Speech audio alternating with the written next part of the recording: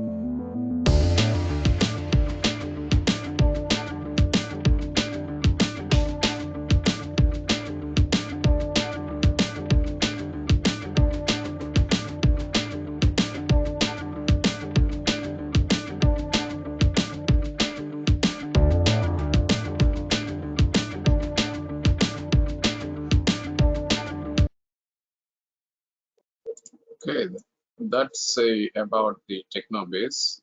I'm hoping that you have an idea now what is TechnoBiz all about. So we are all here for our session with Mr. Abbas Bootwala. He is Managing Director of the MR Rubber Industries, Pune, based in India. We will explore about his journey, his experience, his hardships and achievements, and also his leadership style. As you know, he owns the company MR Rubber Industries. So let's look at the MR Rubber Industries, what kind of products line they have, what kind of services they provide. Let me show you a short video before I invite Mr. Abbas Bootwala.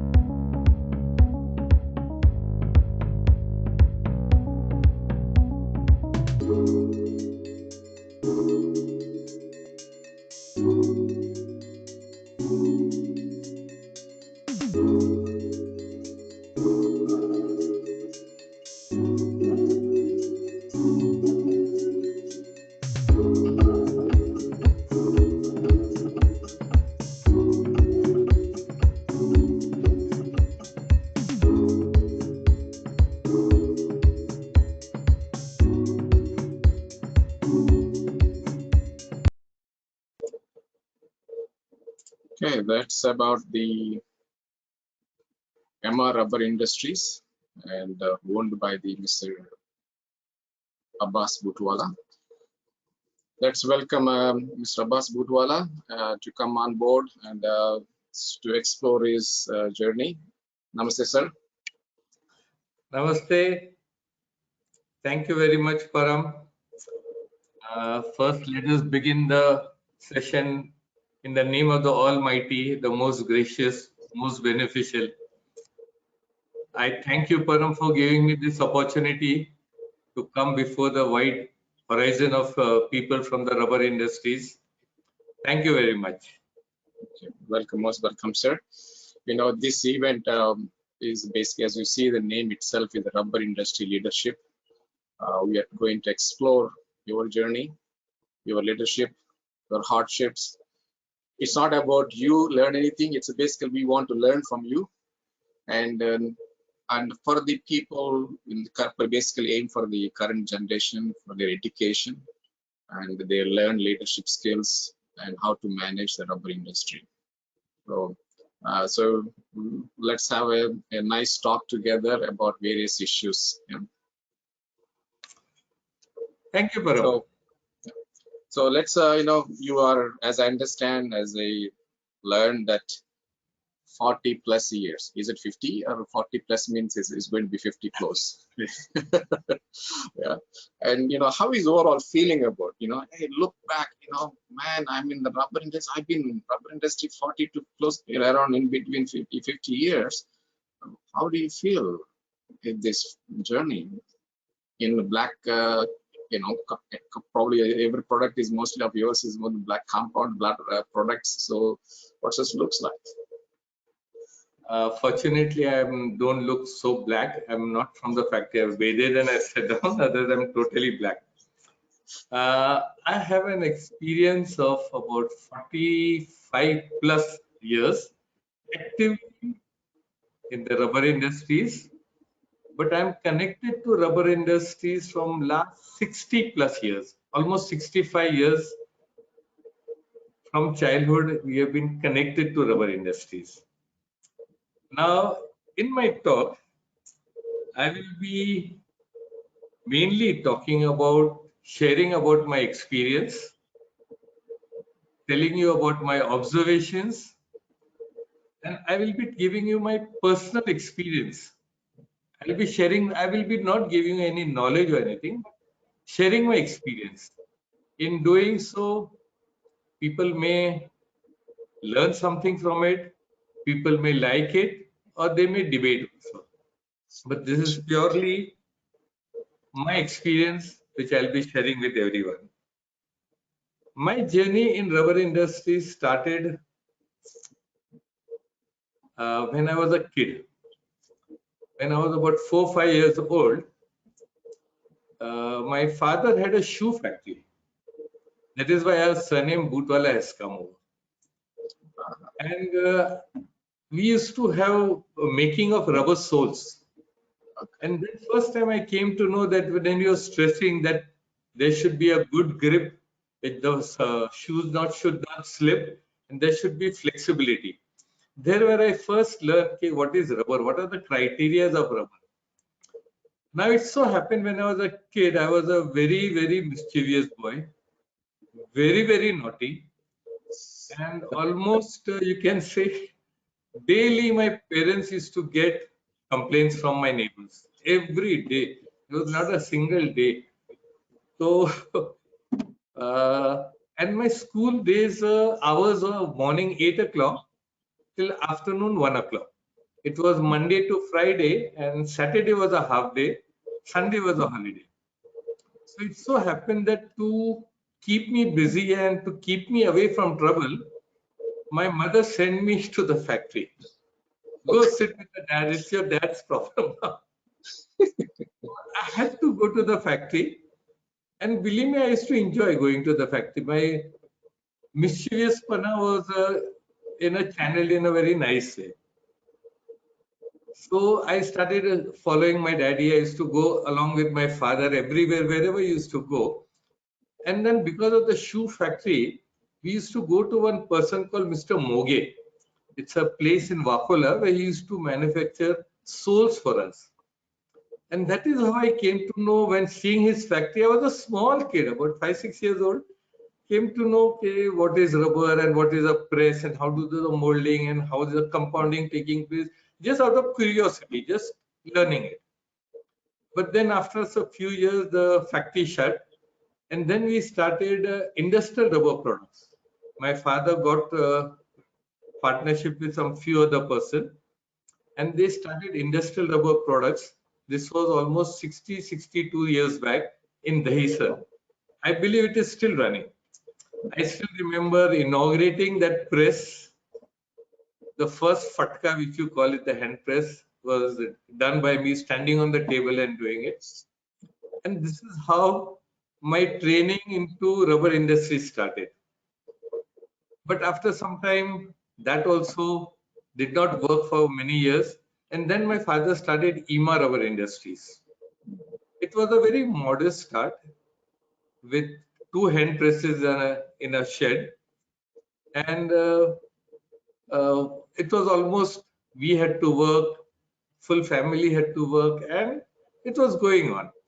Our first client was Gabriel, who used to make shock absorbers. And we were making oil seals and many other parts. And we were making bushes for Tata Mercedes Benz. At that time, it was called Tata Mercedes Benz. And our journey started. In doing so, we started buying rubber from, at that time, there was one Basant rubber factory.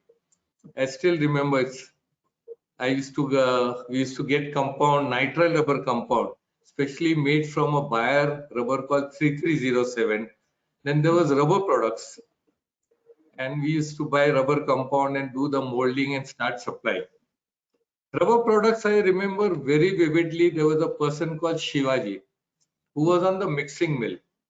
He literally used to keep a small stool for me because my height was, and he used to give me a small knife and he used to tell me, now work on the mixing mill. My father said, okay, kya hoega? Kuch nahi hoega. Karo, karo. And believe me, Shivaji, that person was the first person who introduced me on a mixing mill. तो मेरे को कोई नजदीक नहीं जाने देता. And NL Shetty was the proprietor of that company, Rubber Products. They became big, and I still remember when they shifted to rubber products in Thane. S.K. Patil, who was the chief minister, had come for the inauguration of that company. Anyway, this is how we started. And then the turning point in our company was when we started supplying to Premier Automobiles. Premier Automobile was a giant at that time, making Fiat cars. That was 1963-64. And then when we started supplying to them, we learned a lot about systems. For the first time, we got printed orders, and we were so happy. Never seen a printed order. It's always on the phone. The officer is, "Ye maal jaldi mangta hai, leke aao." But here we got printed orders. We got schedule. We had never worked with a schedule. So we got tentative schedule for 3 months, or a confirmed schedule for 3 months, and tentative for another 3 months. It was well organized. We started working with systems. But with systems came the delayed payments also. Premier was very famous for giving 9 months payments. But anyway, we learned quite a lot in supplying to Premier Automobiles, because we started working. We were a very unorganized way we were working, but here we had to be a little bit organized. And Premier Automobiles gave us a lot of opportunity to learn. There was a time when they were indigenizing the product. From Millicinto, it became Premier Padmini, and they wanted to indigenize. And that was a time when we got many challenging items, plenty of challenging items. And my father was very famous for taking challenging items, and that is how we started. And as we started getting experience to work in automobile company, working with an automobile is a different technology by itself. I'll talk to you about later on. Then we got little bit confidence and we started approaching other rubber automobile companies. And a time came when we were almost a supplier to all the automobile companies in India. Major ones were Ashok Automotive in South. Then we had Hindustan Motors, one of the bigger thing. And slowly our wings started spreading.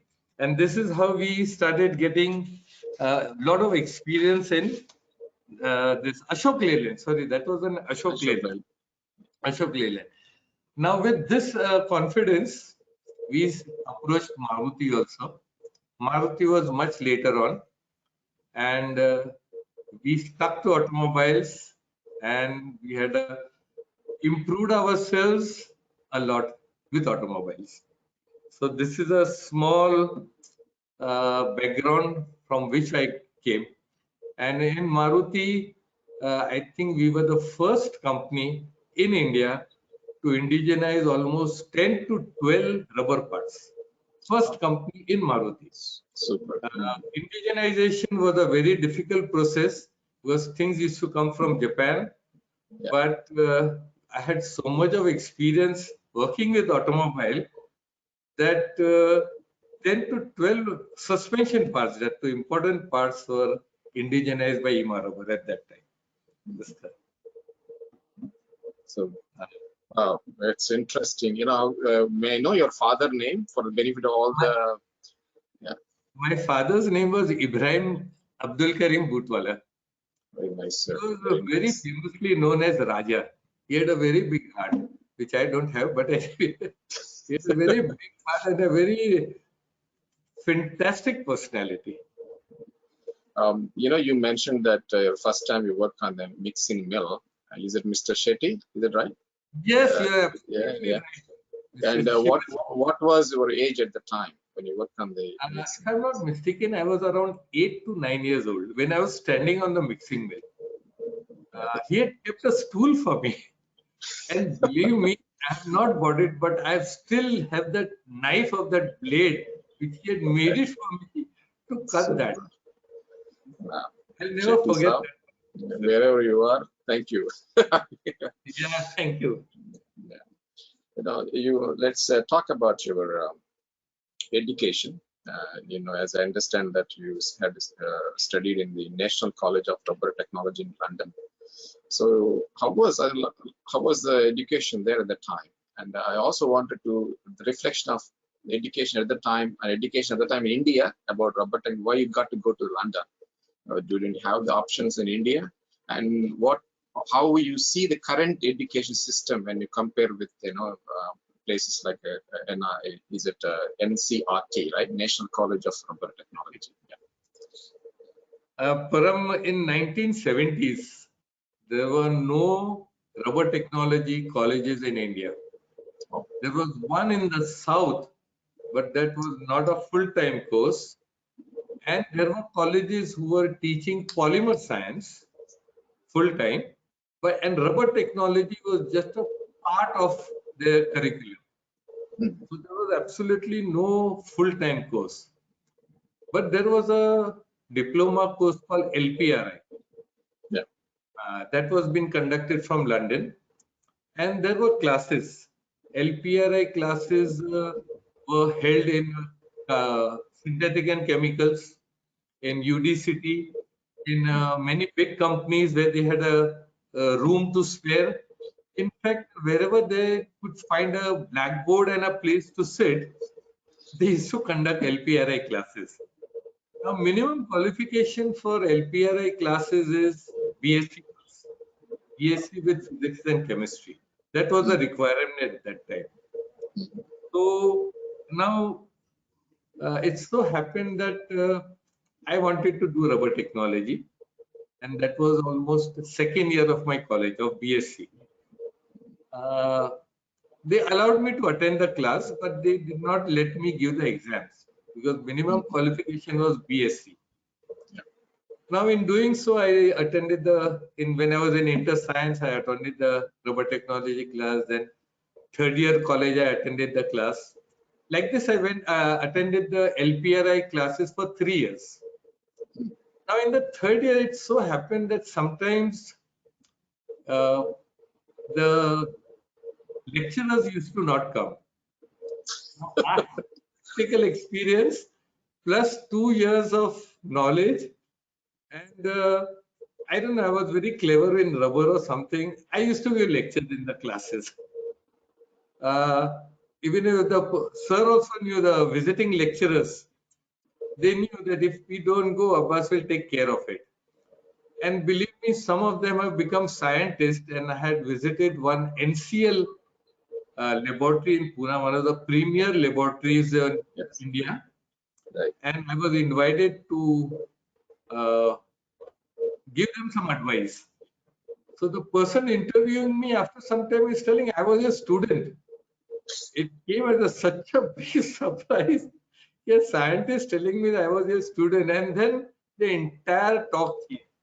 So anyway, we had great lecturers at that time, like W.G. Desai, Arvind Ghag. Then we had Rege. Then we had Manubhai Patel. We had Dr. C.J. Patel. We had one Rambal. He was an amazing guy. We had one Mokashe also, and one Kavishwar. These were the great stalwarts of the rubber industries of yesteryears. And the most important person was Mr. R.R. Pandit. He was from Bayer. He was the pillar of this LPRI course. Now, these great stalwarts, their system of giving, parting their knowledge was sharing the experience, and plus they cleared our fundamentals of rubber very nicely. They made our thinking so clear. What is a polymer right from the molecular stage, from the molecular formula. They said, okay, how do you understand a polymer? These are the fundamentals. And from that, they made us so confident that we could tackle any type of problems with a polymer, and they made us very, very strong. Our fundas became very clear, as we said. Yeah. And now in 1995-96, when I appeared for LPR exam, I think only 3 of them passed from India. One was Mr. Dubey was there, and one Majmudar was there. Mujmudar. We were the only 3 people who passed from all over India. So anyway, with that, I got a confidence I can study. So then it so happened me to chalo, let's pursue my studies in rubber technology. But then at that time, National College was one of the topmost college in the world for rubber technology. But the cost was very high. So we said, I cannot make it. My father said, अपनी factory है, आजा वापस. I mean, come back to the factory. Study करके क्या करेगा? But my mother was a very pivotal person. She said, no, you study, you study. And another person who helped me out, who pushed me literally for higher studies in National College was on Yogin Lathia. And Yogin Lathia and one Mr. Varis is there, who was S. Kumar ka son, if I'm not mistaken. So I still remember in synthetic and chemicals, award ceremony was going on, and behind Yogin Lathia and Varis was filling up my application form. And Yogen literally sent that form to National College, and he secured my admission. Today I am because of Yogen and Varis. Thank you, Yogen, if you are listening to this program. Thank you very much. So this is how I went to National College. And then in National, the difference between when I went to London, I saw the drawbacks of our Indian education system. Education system needs lot of changes. Studying abroad with their system and studying in India is poles apart. We are just one of the assembly line, but our basic thinking in our education system is not very clear. We become almost like a parrot. When I went to National College, my horizon of thinking became much wide. My outlook to life and outlook to rubber industries completely changed. Here in India, we had only few rubbers at that time. In 70s, only few rubber like natural rubber, SBR, we had butyl, EPDM was not so very heard of. Then we had silicon rubber, very little bit of white on. But then when I went to the National College, I came to know so many different types of polymers, and it was a, you can say, coming to opening up like a Aladdin's cave. So many rubbers, and believe me, they gave us an in-depth knowledge of each and every rubber. Besides that, they gave us a lot of practicals. And there I developed a thinking power, how I can think independently, how not to look at the things as it is. You must look at the things from different angle. My thinking totally changed. And my advice would be to the young generation, okay, take all the rubber educations from India, learn whatever is available in India. Then for higher studies, you must go abroad. When you go abroad, you learn so many things besides education, because besides rubber technology, there are so many good points you imbibe from them. Sure. How you work, work ethics, how you work, your attitude to work, your way of looking at the things changes. It changes a person. And I would say those people who are into rubber industries, they must expose the younger generation for at least 2-3 years to go abroad and learn the finer things of rubber technology. Whatever happens in the West and in European countries, it takes some years to come to India. It takes 4-5 years to come to India. But if the younger generation goes, the advancement of rubber industries in India will be at a much faster pace Sure. than other countries. So this is what Rubber National College taught me. So what do you think about the current education, rubber technology programs in India, current situation? In the current situation, I have seen that so many rubber technology colleges have opened in India. It's a full-time course. First, it was a part of polymer science, but now it is a full-time course, and the syllabus is amazing. They have covered, it is at par with any other colleges Yes. in the world. But still, facilities are not available. In our the research facilities still needs to be updated. We don't have those sophisticated machines. Abroad, what happens in USA and Europe and all, they have all the facilities, but no one to take advantage, no one to take use of it. They have fantastic libraries, believe me, but very few to take advantage over here. So this is the one part where we will improve. I know that slowly and steadily we will improve in India. It will happen, but it will take some time. I think the laboratory infrastructure, is very important, but it needs a lot of funds as well, right? So both the government as well as the industry has to support. And another problem is the rubber industry. What I understand is that the conservativeness, that you don't have the openness in the information sharing, that makes it challenging to do any innovative work as well. And getting forward, government came forward to support as well industry itself. When you compare with overseas or like societies, they really push the universities to come up with the proper solutions.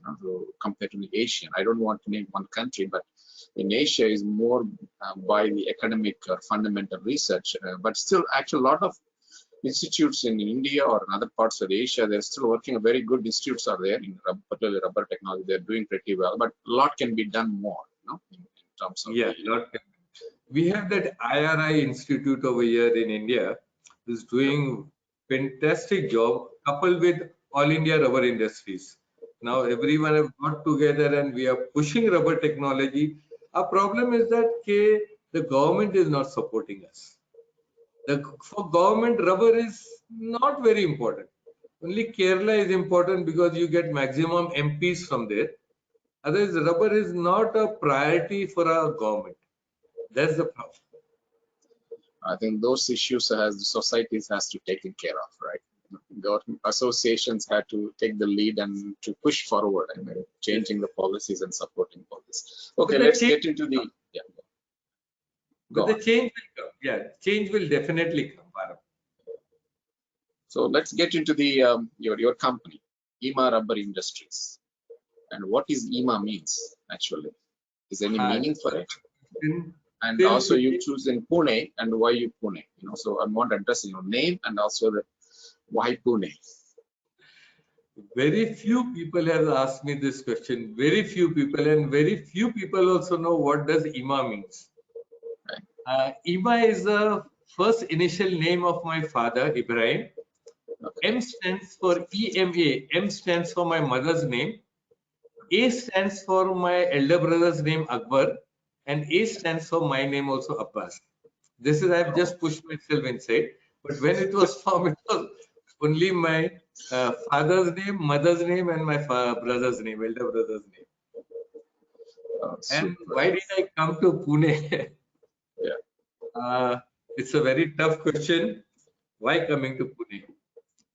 And now coming from an automobile background, we were OE suppliers to Swaraj Mazda, DCM Toyota, Hero Honda. There was a period when after liberalization, lot of No, before liberalization, lot of automobile companies were coming into India.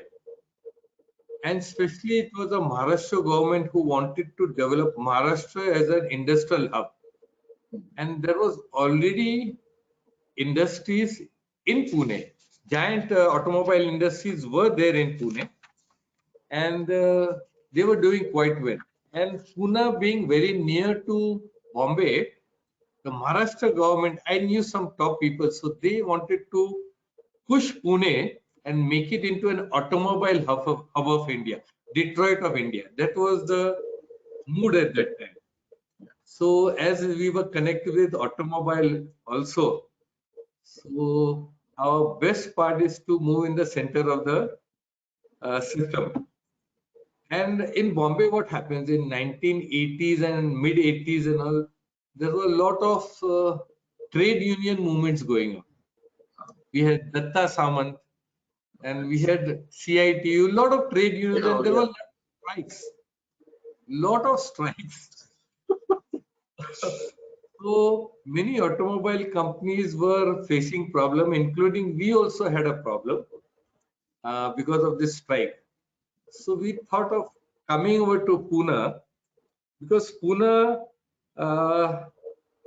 we had about 9 rubber factories in our group, not the group. EMA Rubber on Industries had 9 industries at different places because we had to divide and rule. Yeah, labor concentration would be there. There would be a lal jhanda, as we call it in a common term. There would be strike, and lal jhanda would immediately come. So we were looking out for an alternate place where we have it do it peacefully. Now it so happened my younger brother and myself we were running the show. My younger brother Shapir. It was becoming very difficult for us to handle rubber factory at 9 different places. Very difficult it was. Managing so much of manpower, logistics, it was becoming very difficult for us to manage. So we thought of moving to a place under one roof, means everything under one roof. And plus Pune was very near, and Pune was being developed as an automobile hub. So we decided, okay, let's shift to Pune. Pune, first of all, it is a very nice place. It was climate-wise, people-wise, very nice people. Plus, it's a very laid-back thing. Thirdly, it was very cheap. Now in Bombay, if I sell 1,000 square feet of gala in an industrial estate, I could buy a 1 acre land in Pune. So it was so cheap. Right. We decided, okay, let's concentrate. Pune is very cheap. It's very near. Let's concentrate our efforts under one roof. No need to do running around. So in 1995, I was a big time supplier to Telco. So Telco had promised me a lot of business, provided if I come to Pune. This was one of the main reasons. Yeah, if you come to Pune, we'll give you a lot of business. And I had done a lot of challenging jobs for Telco. It was called Telco at that time. Now it is Tata Motors. Yeah. So that made us come to Pune. First of all, it was very cheap. Climate was nice. People are nice. So we came over to Pune. In 1995, we shifted to Pune. We put up a factory over here. Now, Pune being Pune, it's a very laid-back factory, a laid-back people.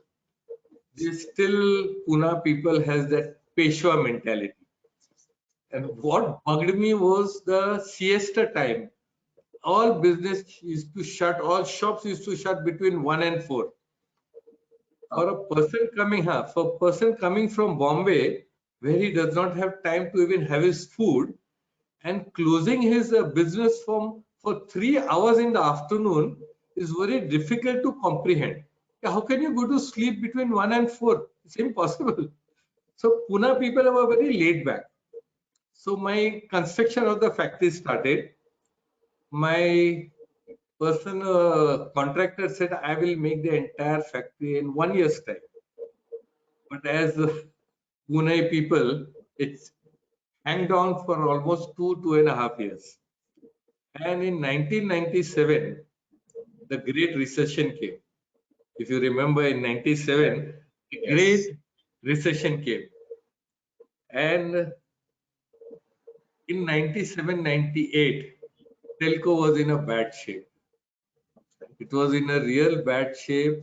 And in fact, the business was very low. And uh, at one time, I thought, "Kid, why did I come to Pune?" We came for telco, and it was in a very bad shape. Business all over India, in fact, it was very bad. So then at that time, we decided, me and my younger brother decided, my younger brother will look after all the local business in Bombay, and I will look after exports from Pune. I was a big time exporter. I have developed lot of items in export. We are exporting from last 36, 37 years. So I came to Pune because telco was in a not a good position. So I said, let's concentrate on exports. And from Pune, I handle exports, and export was going on extremely well. I had no problem, and because I was in such a field, I was developing drip irrigation items, and most of the items were my design, my creation, and there was no competition in the export market, and uh, things went really well. And so you made the right choice to move to Pune. Yeah. Pune, yes. One more thing I would say that in Bombay there was nothing like a family life. I used to leave the house in the morning at 8 o'clock when my children are sleeping, and come back at around 11 o'clock, 12 o'clock when we are fast asleep. So my wife used to say that you are a guest in my house. I was literally a guest in my house. But when we came to Pune, there was a lot of quality family life. I came to know my children well. I had a time for myself. This was the best part of Pune.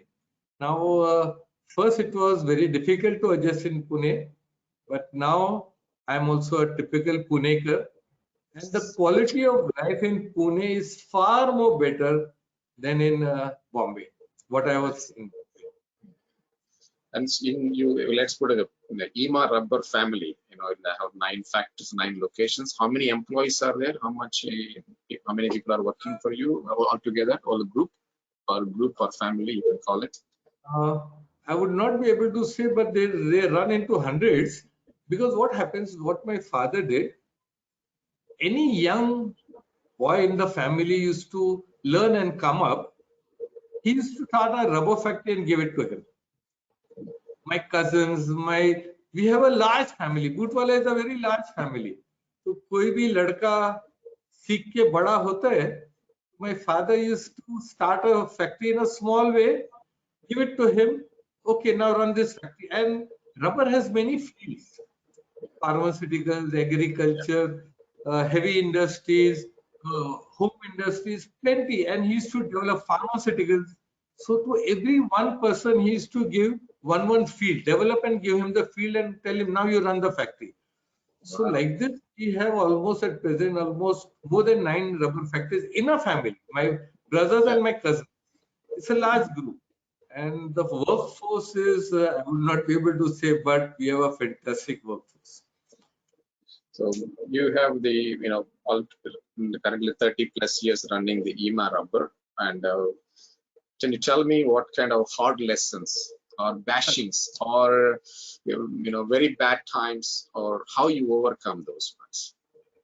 Uh, Good times my are nice to talk about it, but also it's all about the challenges, and then how you challenge. overcome. Yeah. Now, when I came to Pune, recession came along with me in '97. That was my first recession. But I look forward to recession. Believe me, I feel recession is one of the biggest opportunity for a person to progress in life. The history of looking forward to recession goes many years back. The first recession I came to know was in 1964-65, when India had a first war with Pakistan. That was the first time of recession.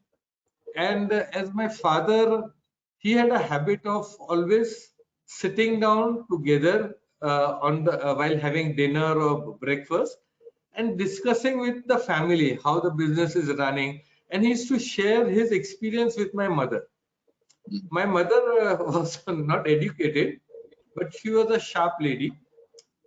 And we used to sit around. We have a sitting in a thal. We sit all together and discuss. And my father used to exchange notes. Aaj maine kya kiya kya. And my father said this recession is hitting us very badly. So my mother said, when you know recession is coming, why don't you prepare yourself for it? So then we analyzed recession comes every 10 years. This is what my mother told us. The recession comes every 10 years because my father got married in the year 1944. So my mother has seen, yes. So he said, a recession comes every 10 years. So why don't you prepare for that time? In 10 years, prepare for this recession time. And that clicked. And what my father did, in fact, what we did, whatever payments we used to get, we used to keep 10% in account number two. Now, account number two in those days means black money. So, Okay. so when we went to the manager, I want to open up an account number two. The manager started laughing. Okay, you cannot open an account number two. So we made it into a reserve fund account. Anyway, so whatever payments we used to get, my father used to faithfully put it in reserve fund. And from that, he used to pay sales tax. Sales tax was a big problem at that time. We used to pay our sales tax, income tax, and those taxes money used to be kept, and we used to not touch that account. Over the period, in 73, another recession came, if you remember. In I'm not born yet. 1973, so much of money was there left in that reserve fund account, account number two, that we were looking forward कि recession कभी आवे और हम वो पैसे वापस सके. So that money, we bought place, we bought machineries, because during recession, what happens? Everyone wants money, and money is the person which makes everyone go around. So we got machines at a very cheaper rate, we got places, galas at a very cheaper rate, and we could command. This was the system followed. So when I came to Pune, मेरा account number two के अंदर बहुत पैसे थे. Means we don't even consider that as a thing. And so then we were looking forward to recession. And वो क्या था, जब पैसे बैंक में रहते तो you want to spend it. So we were looking forward to recession. In recession, I developed TPR because you get time. Other businesses not there, so you get the time to develop new fields. So I developed TPR. I developed injection molding of silicon rubber on a plastic molding machine. This was way back 20 to 23 years back. It was unheard at that time. Because I had huge orders for exports, and I had to do something. So I developed TPR. Then I developed aluminum castings. I had an aluminum casting factory. I had a CI casting factory. Then I developed trading also, because I had a lot of money in reserve. I did not have to ask anyone for money. So I took this opportunity and developed different lines. Generally, people fear recession, but in my case, I look forward for recession. Now also, I should not say, but I'm looking forward. We had a little bit of a recession, this pandemic. I'll talk later on about this, how I changed the entire pandemic work for me. Anyway, so this was the first thing. Then in 2007, 2008, we had the meltdown, if you remember. Yes. The business. Yes.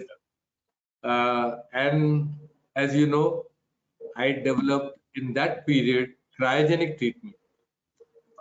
For the first time in India, I developed cryogenic treatment for metals. This was first time in India for engineering company. It was all cryogenic was always done on a research basis, but never exploited commercially. So I took this opportunity and jumped into it. And my son, eldest son, was also ready with it. He was grown up, so I started this cryogenic unit for him.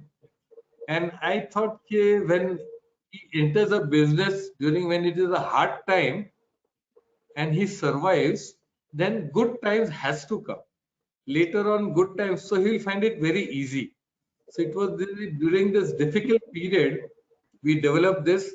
And then for rubber industries, cryogenic deflashing was a natural progression. Playing around with cryogenics, we developed uh, cryogenic deflashing. And believe me, this cryogenic is paying us handsome money now. At that time, my family people were all a little bit skeptical. इतना पैसा डालता है in a new field. You better be careful. You don't know what will happen next.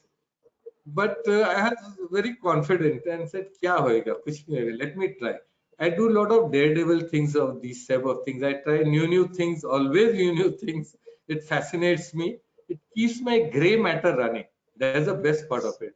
So uh, develop that cryogenic, and currently I'm developing polyurethane products. This is the progress which I have done in last so many years, in 27 years in Pune. I constantly keep on doing new things, and I look forward for this session to get an opportunity to develop new things.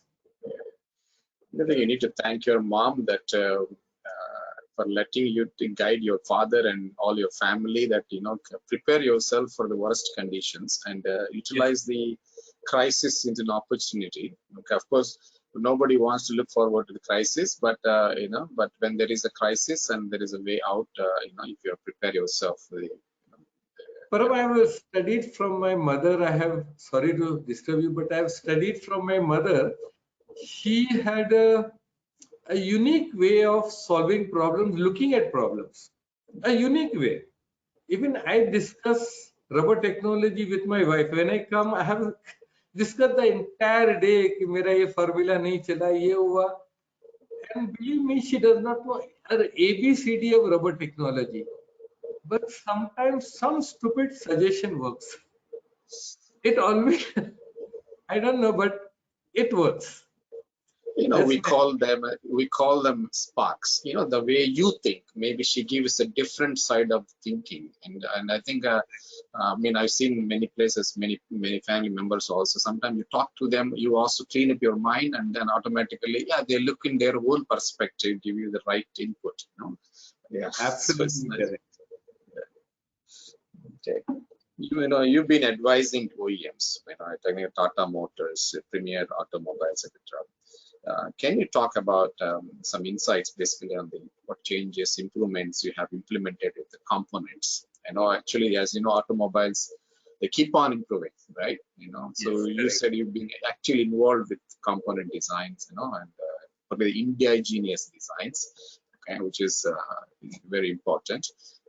So can you talk, give me share some light on Uh, your experience?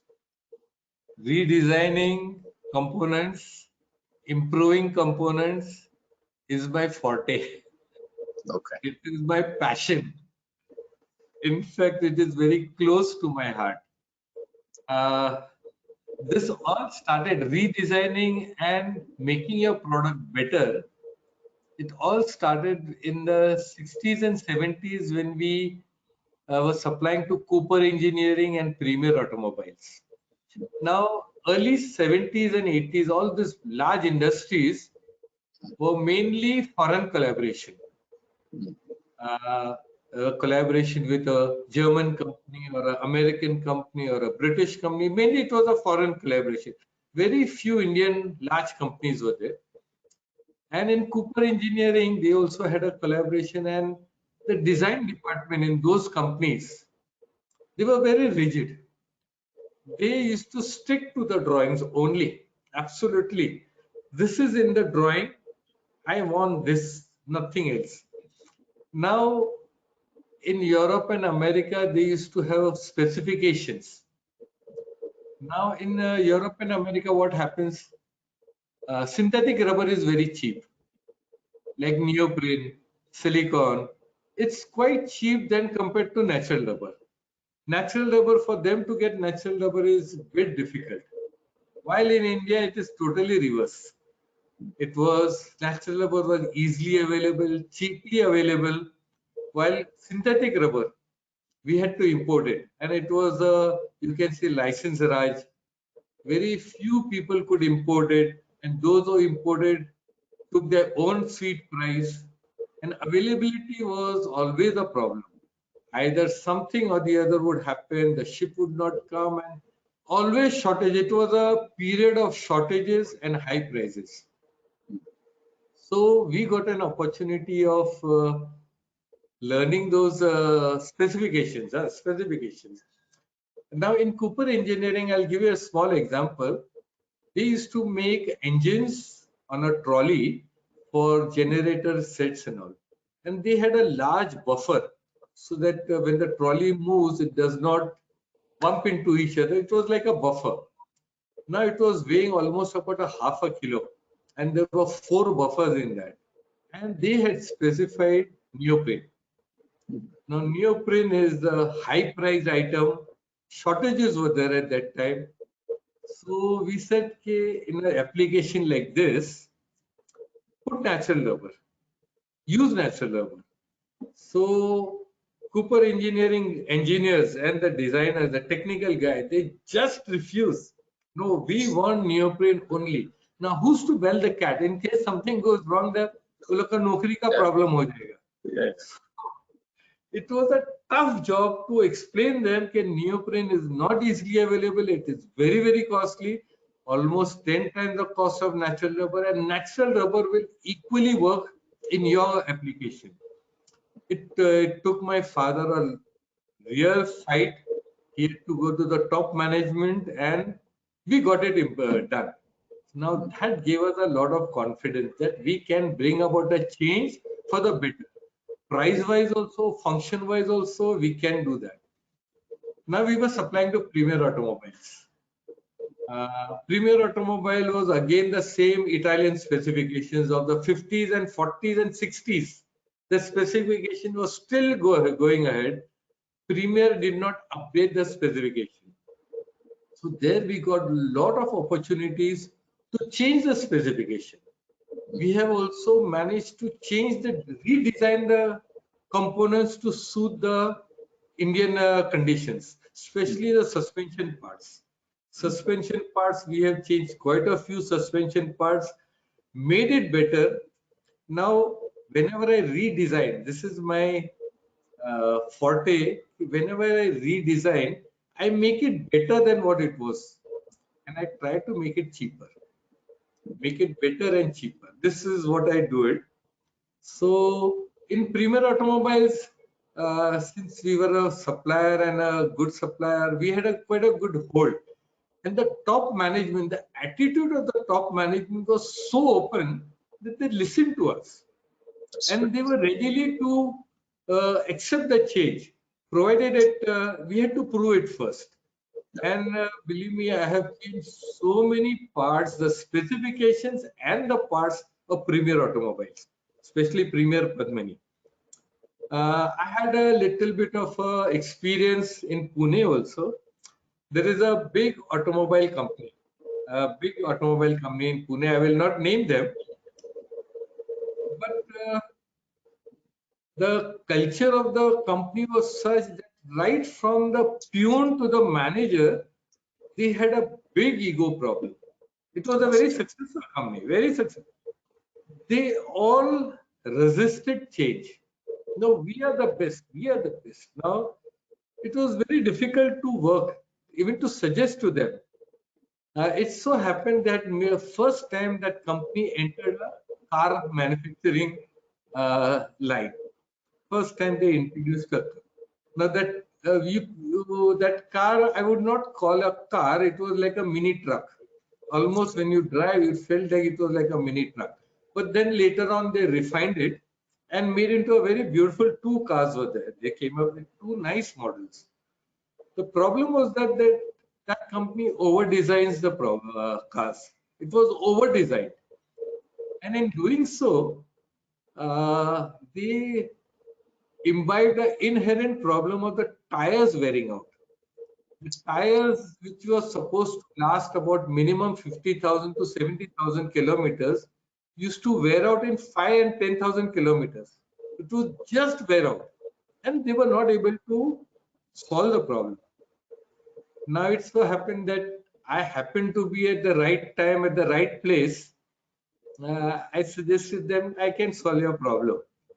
At first there was a lot of resistance कि बॉम्बे का छोकरा आके हमको सिखाता है. Literally, this was a remark passed at the back of me, and I was literally looking like a boy, and I said हमको आके सिखाता है. But since the top management, they said we are facing this problem, give him a chance. So I studied that problem and I gave them an alternate. I gave my drawings, I gave them, developed the part and gave it to them. Take trials. Okay, take trials. Now that company has a very good testing facilities. They have a test track where they can test the cars very thoroughly. So when they tested it, put it on test, it lasted almost 65,000 kilometers without realigning the tires and nothing happening to the alignment of the car. And tires were really in a good condition. And that engineer again confirmed that this car will not need alignment for another 30,000 kilometers. That was fantastic. It was a big war, and it was a war between 2-3 departments. This department was so happy. It was called ADD. Okay, we developed something better than what Tata Motors or Telco was doing it. So, sorry. So they accepted my drawings. They accepted my part. But the thing is that okay, the specification, they changed the specification. They put neoprene rubber where I had specified natural rubber with certain specification. I said, I will not supply this part. I will not supply. If I were to supply, I'll supply it with natural rubber only because I am the father of this component. They said no, nothing doing, and they developed with someone else.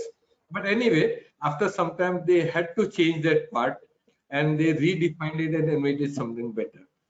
So this is how I do lot of redesigning. I not only did designing I did it for Swaraj Mazda, I did it for Army, lot of things for Army, lot of things for Navy. Oh, Navy gave me a fantastic experience because our armory comes from a Soviet Union, and Soviet Union was a problem. So I did lot of redesigning of that part for the Indian Navy. Oh, that was fantastic. Good experience I got with the Indian Navy. Then a lot of heavy industries. Heavy industries, I had a very good command. Directly or indirectly, I've changed a lot of specifications, lot of designing. And for electronic industries, I've got a gold medal also from one of the trade company. I got a gold medal for import substitute of potting of ICs, circuits and all. I got a gold medal. Anyway, that was just to boost up my ego. So this is how, So, this is how I develop things. This is a very passionate for me.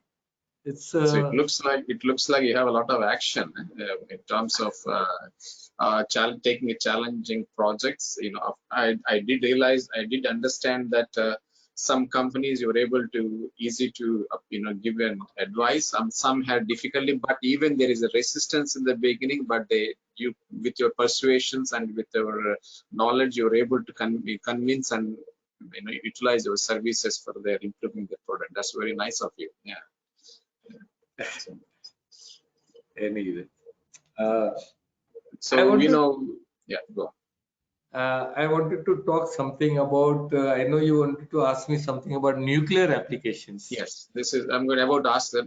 Your product line is also one of the. You said you are supplying nuclear applications also, which is a. It's a sensitive, dangerous application. Okay, and of course, it's important. Precision is very important, and so talk about it. What's all about it. Nuclear application is, as you said, it's a very, very, you can say, precision and very critical components are Yeah, to be made. Uh, it all started in now knowing nuclear is still unknown field for many, but for me it started when uh, we had in Chembur one atomic Bhabha atomic energy. Bhabha March. atomic Yeah, coming, BARC was coming yeah, up. right. And my father happens to know the top people over there. My father had a good friend circle, large friend circle, because he's a horse racing guy. So And he's a Raja. Yeah, he's a Raja. literally, Yeah, so he knew some main people in that development of BARC. At that time, it was called Nuclear Power Stations of India or something. It was not called BARC. Bhabha Atomic, it was not called. So we were called to develop some nuclear parts for that Cyrus. Cyrus is that dome-shaped nuclear reactor which you see in a Bhabha atomic photos. You'll see one huge dome-shaped uh, reactor that is called Cyrus. Now that reactor has a cement wall of 6 feet fat.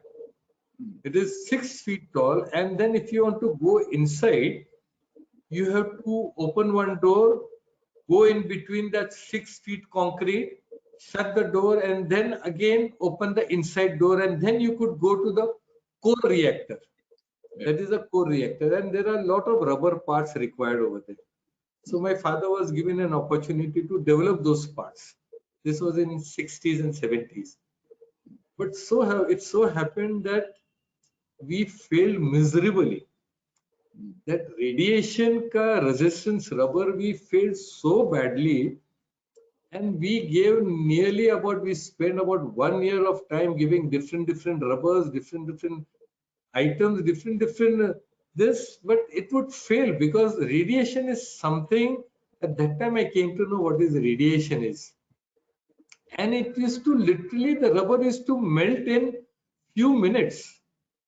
They had one gamma garden, it is called gamma garden. They used to take the test, and the rubber used to degrade in matter of seconds.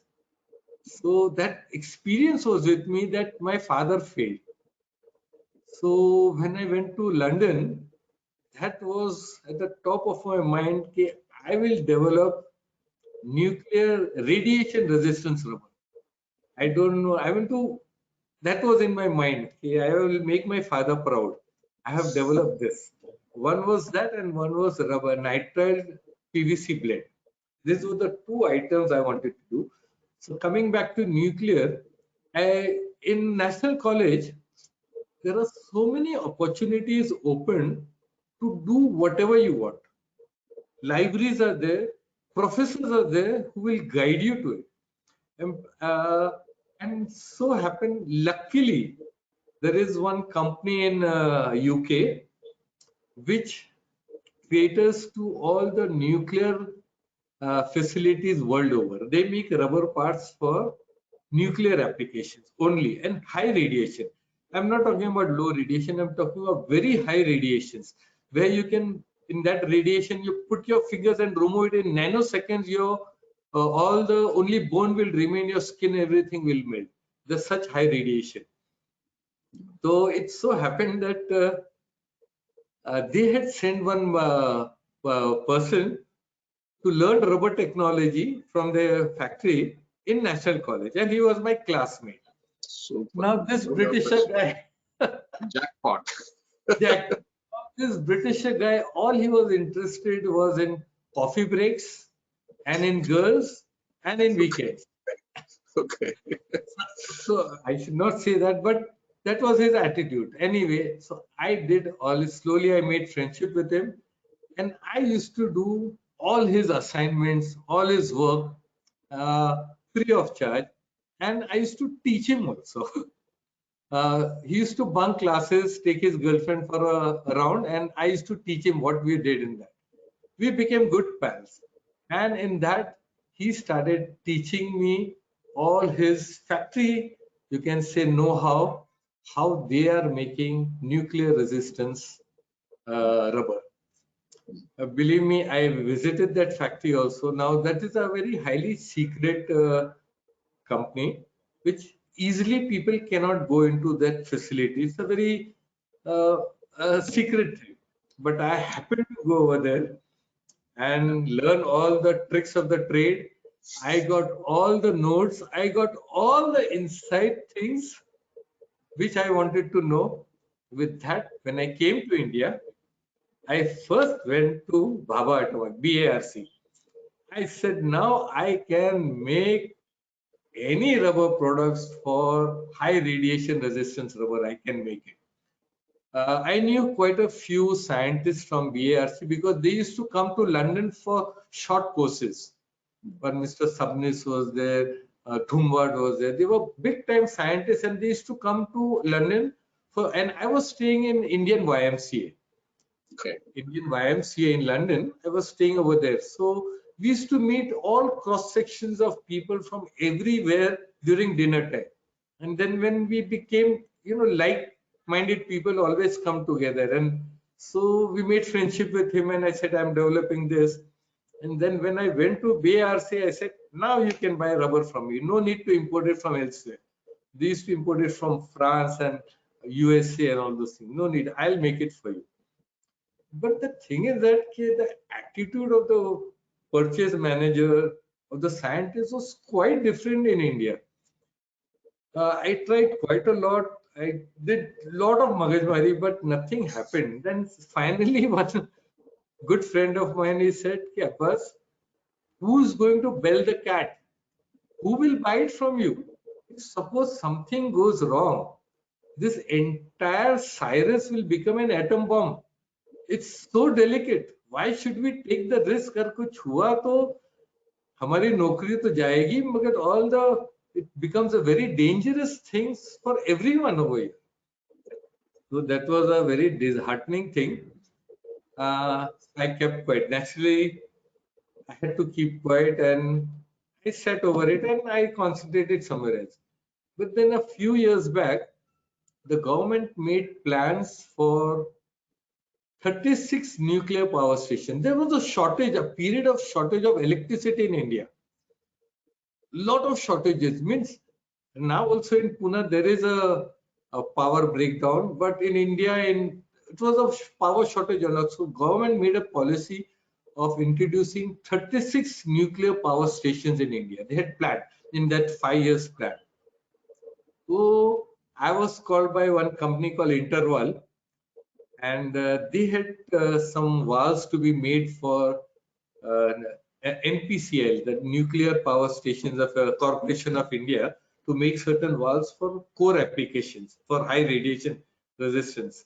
There I got an opportunity to use my knowledge to the fullest.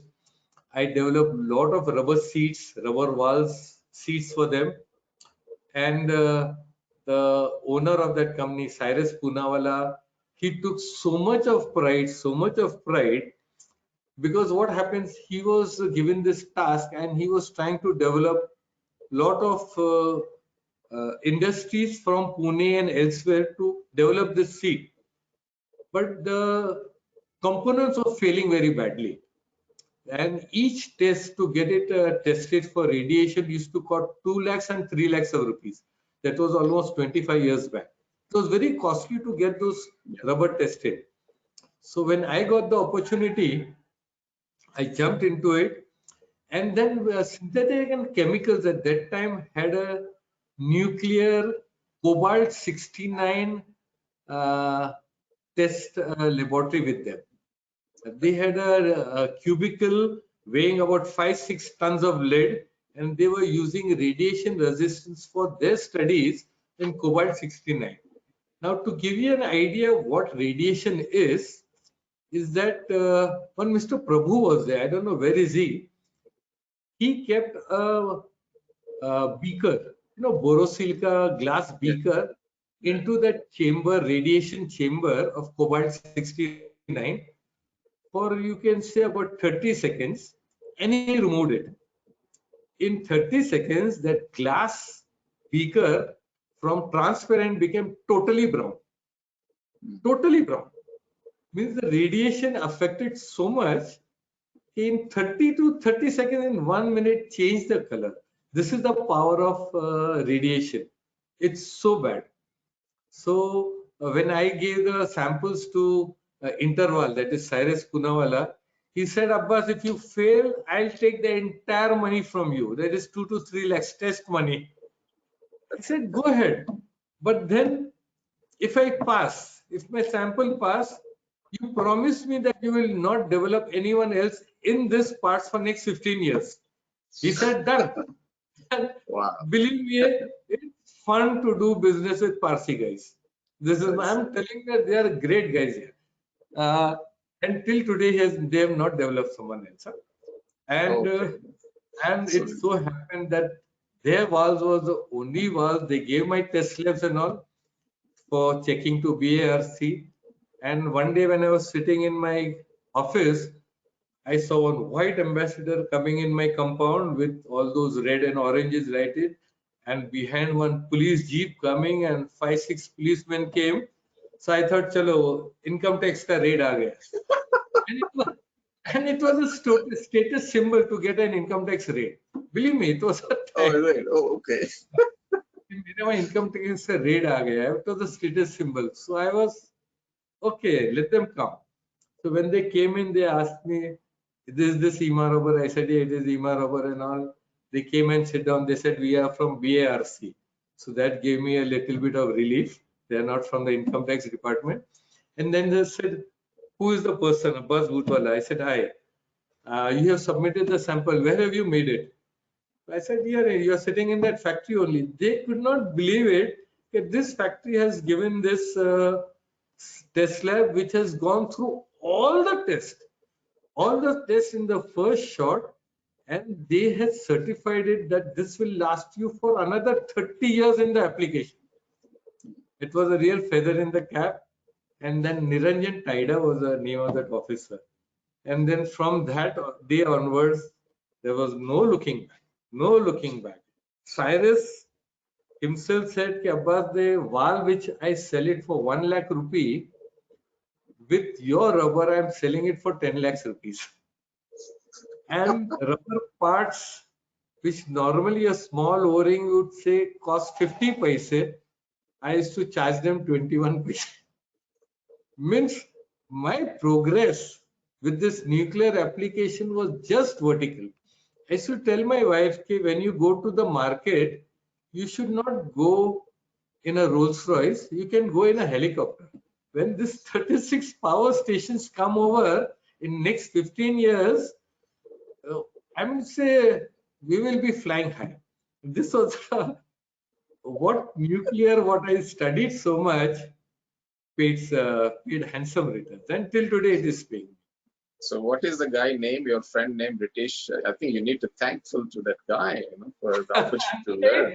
He will Yeah. be in trouble. He's a British guy. Oh, he's still my friend. He's still my friend, and You touch with him, still in touch with him? Yeah. yeah, he still keep in touches with me because he faces a lot of problems and practical problems. And he calls me, Abbas, how do I solve this problem? And अभी बचपन से हाथ काले किए ले working on the mill, I know how to get beat around the bushes. And plus our my foundation with our Indian lecturers is made so powerful. R.R. Pandit especially, he made our thinking so clear that we can solve any problem anywhere, especially with rubber industries. So it's that in the foundation, you got a good foundation from all Very the good advanced, yeah, in and terms this of is what I'm giving it to my students. This same R.R. Pandit ka method of teaching, I'm parting it with my students. I want to make the fundamentals clear and the foundations. Yeah, yeah. Well, you've been supplying to OEMs, all the automobiles, but as they keep on changing their designs and things like that, how are you keeping up yourself with the new product line for them? To supply to OEM, it's a different ball game, and to be successful supplying in an OEM, it's a technology by itself. Okay. Yeah. Let's start with the basic.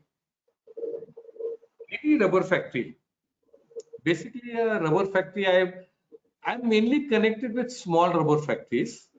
My experience with small rubber factories. Big rubber factories employing 400 and 600 people is a different ball game. I don't have that big experience, but I have an experience of a medium-sized factory, how to run it.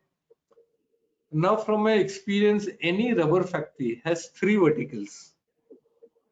These should be the broad verticals in any rubber factory. One is administration department. One is sales, and one is technical and development. These 3 compartments are to be run independently, and these are the main verticals of any rubber factory. Now, administration. Now, administration is the head and the arms of any rubber factory. They are the head and the arms. They, in fact, they have to manage production, they have to manage purchase, they have to manage labor, they have to manage maintenance, everything to run a factory. Administration has to take. So the person who's heading that department has to be a very practical person. Here I would not say a very highly qualified person is suitable, but a very practical person with lot of common sense. And Yes. yes, believe me, running a factory, you need lot of common sense, and you need to be little bit strict at times. You have to be little bit clever at times, and you have to be hot-tempered diplomatic at times. This Hot-tempered person who diplomat. hot-tempered, he has to be a hot-tempered diplomatic. I've gone through this because I'm telling you, a person in the administrative department cannot be a mild person. He has to lose his temper once in a month. Okay. This is a practice. It pays heavy dividends because you have to find the weakest link first, whom you can shower all your this. Yes. Yes. You have It to can find a backfire. Yeah. yes. So the message percolates very fast down the line because it is a thing that you have to face difficulties at every minute, at every step. He has to face some or the other man-made problems. Believe me, running a rubber factory most of the time, 50% of the time is man-made problems. And I have seen the laborers and the people, the supervisor, they are constantly testing you at the higher level. They are challenging you कि तुम कितने पानी में हो. I see this in my factory also. The worker comes with 2 carbon blacks in his hand. सब carbon black mix हो गए, इसमें HAF कौन सा है और SRF कौन सा है. Such problems, though it is all beautifully demarcated, but they create problems to test you. So here, the person with an administrative head has to be very clever and has to be a very smart person, very smart, a practical person. Now, he should not be afraid to blacken his hand in a rubber factory or work on a machine.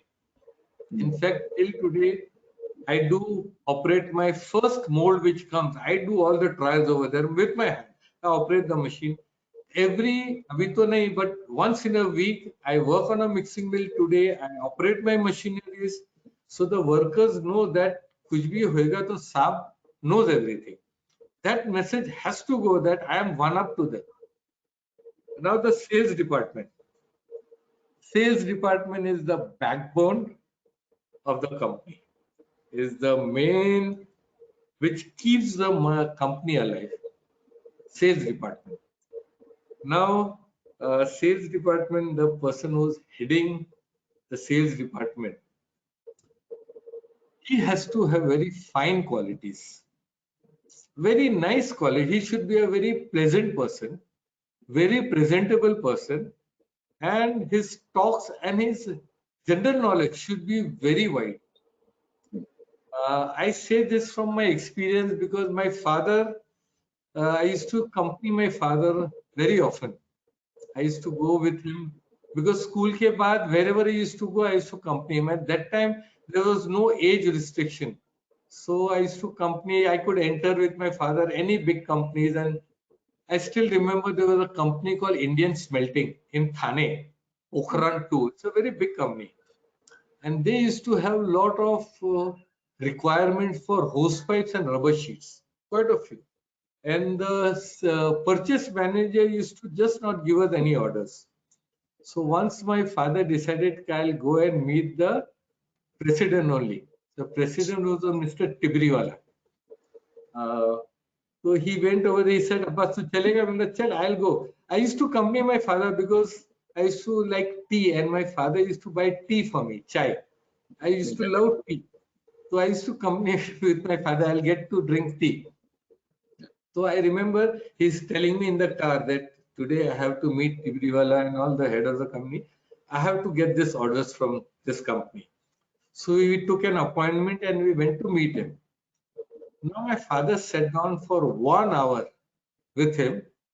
He talked about all the things under the sun, right from horse racing to kite flying to everything about politics, but he did not talk business at all. He did not talk about hosepipe. He did not talk about rubber sheets, nothing. So when we came back again and he said, Sir, I'm going. And when we went away, I said, Dad, you wasted 1 hour. You did not talk anything about business. So he said he was not in the mood to talk about business. So I did not touch upon that. So I said, then you should have left. Come some other time. He's telling, no, I got this opportunity to make friendship with him. So he made friendship with him, talking about everything under the sun, talking about, I'm telling you about food and girls and everything. They became very good friends.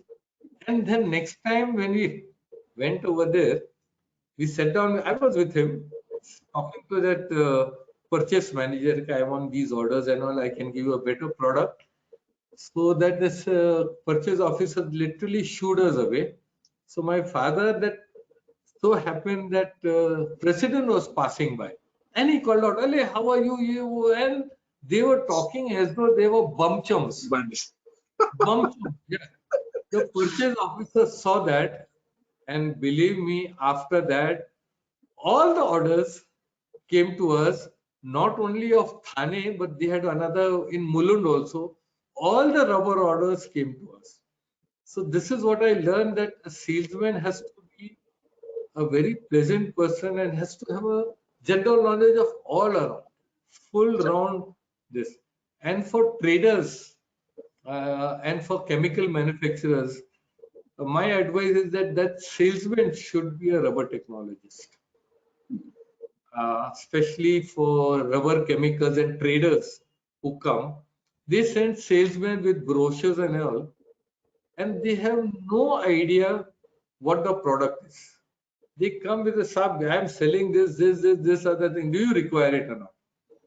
And believe me, I have made it a policy not to make a salesman, if he is not a rubber technologist or if he is not from a rubber industry, I don't make him sit more than 5 minutes. I just shoo them away. And now that message has passed, so only rubber technologists and people from rubber industries, these traders, they send those people only to my factory. They don't send someone else, because when they are introducing a product to me, I ask 10 questions because I am also learning about that product. And being a rubber technologist, I ask them from all the angles. How it works, what is it, how much pH, all technical questions. And if they answer it properly, confidently, then I go for that product. Just give them an opportunity to take the trials because he knows that. And the So this is suppliers also the great source of information, up to date technology update. Even they are traders, but their access to the parent companies, the information side, and if you have a right person to be representing the, and you also gain benefit out of that conversation. Yeah, this is happening. Oh, this is a new product line. This is the way it is. New metal is coming up. New applications are there, and the conversation will be more productive. I don't want to say that rubber technologies per se, but if they have a confident knowledge on the product line and then what products are they supplying, it'll be more helpful. So, your voice is not absolutely right. Sometimes the salesmen teach you more. Yeah. The salesmen teach you more rubber technology than someone else. In fact, this is what my doctor also told me, that MR, the medical representatives, update us with the latest technology. So that is why we always welcome medical representatives in a clinic. Anyway, now coming to in this the third vertical is the technical and development. Technical and development is the legs of the company. I feel they are the people who take the company forward. They are the people who introduce the company to the latest technologies, to the latest machinery, latest development. And my advice is to the, if people from the management are listening, this technical and development department should be given a free hand to visit all the exhibitions, visit all the seminars, join all the technical talks, especially on of technobiz. They must listen to it. No, I'm not joking. You learn quite a lot because this is the department which brings new things to the management, to the company. They can see, they are the windows where the company can see the future. What are the new products being developed? What are the new lines coming? What are the new machineries, new processes? So I feel this is one of the very important department, and the personnel heading this department should be a given free hand to attend all those things. And because they bring a lot of new ideas along with it. True, very much true. So, you are in three verticals. Which one is your favorite one, or yourself? My favorite is technical and development. I am administrative. My younger brother is very good in administration. My younger brother Shabbir, amazing administrator. I know how he used to handle so many workers and 9 factories. Excellent. But I am more on development. I am more on technical and development. Sitting on the chair is my worst problem. Now I'm sitting on the chair from last 1 hour. This must be the longest time I'm sitting on a chair. I just cannot sit on the chair. I have to be on the move. On the machines, I'm always on my feet. So this is my Super, super. Okay, let's get into, you have been actually, you're doing a pro bono consultations, right? For the basically for setting up rubber plant by young entrepreneurs. Can you talk about what you're doing in this? How many companies been already established under this consultation projects, and what kind of response you've been experiencing? Believe me, this is also very close to my heart, encouraging young generation to come into rubber industries. Yeah. This is this also started many years back. I used to give lectures in schools and colleges on career guidance. This is right from the beginning, and Asian Paint used to sponsor all my speeches, and it was through Rotary Club. So we used to go to 12th standard. At that time, it was SSC and BSc in colleges and school, and tell them about career guidance. In India, there are a lot of dropouts after 12th standard, after SSC, lot of Yeah. dropouts. Yeah. So we used to tell them that don't get disheartened. There are almost about 25,000 courses to make up a career after SSC and after 12th standard. And after BSc, there are so many things, especially BSc, the world is open to you because now you're a graduate and now you can do many, many things. And in that, my talks used to be of entrepreneurship. I used to always insist that start something on your own. Tumhari adhi roti is better than a full roti. This may be discouraging to many people, but believe me, doing something on your own gives you a lot of challenges in life. And if you love to take challenges in life, you'll become a fantastic businessman. And I believe that never stay on the safe side of life. Adventure and achievement is always around the corner. This is my philosophy right from the beginning. And I used to take a lot of risks. So anyway, I used to give a lot of speech on entrepreneurship to young children. Don't look out for a job, start something on your own. Because to start something on your own, you have to be literally like a Superman. Superman means you have to quick thinking. You have to have so many abilities to face challenges. You have to be a nice person. You have to have so many challenges at every step. While doing a business, you come to a new problem, and every step is a challenge for you. It's fun. Doing business is fun, and you have to be like a Superman. And especially for school children, I used to tell them that girls love Superman and BSc students. So, that's the age when you want to impress the girls. And I said, if you become an entrepreneur, girls love the entrepreneurs because they can think independently. The thinking process is totally different. They can take risk, and girls love taking risk and adventure and all. So that is a part of the thing anyway. So this is how I started. And it so happened that this entrepreneurship started by my father. It's not my idea, but it was started by my father. Any young worker we had in our factory, honest, first important thing, he should be honest. And if he's sincere, we used to start a rubber factory for him.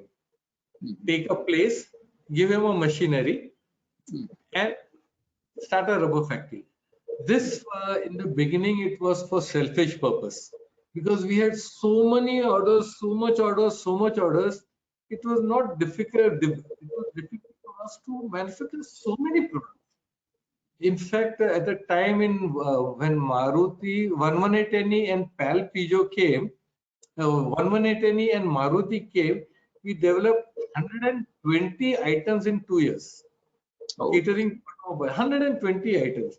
And it is very difficult to make so many items at a time. So what we would do, any nice person, nice worker, start a rubber factory for him. Buy a place, buy a thing. And we used to not buy for him. I'm sorry, we used to invest for him, and he could return the money as and when he earns. No compulsion at all, no compulsion, and interest-free money. We don't take interest. Wow. Absolutely interest free. But the only criteria was when our work comes, you must do it first. First priority. First. So in this way, what happened? We got a job also done, work done very fast, and we got it cheaply. So our profit margin increased.